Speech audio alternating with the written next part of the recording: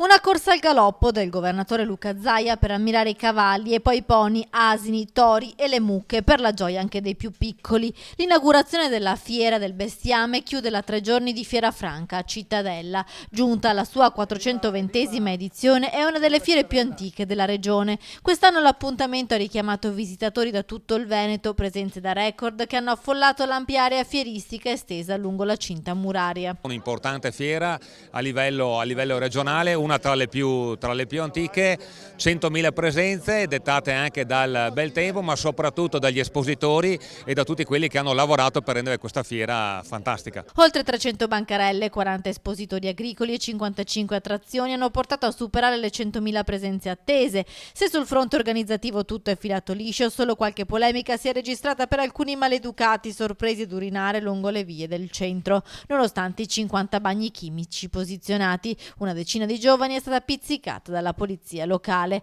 A parte questo, il bilancio della Fiera Franca è stato positivo e questa edizione ha visto anche la presenza di Luca Zaia, arrivato per la giornata conclusiva dedicata al bestiame e all'agricoltura del territorio.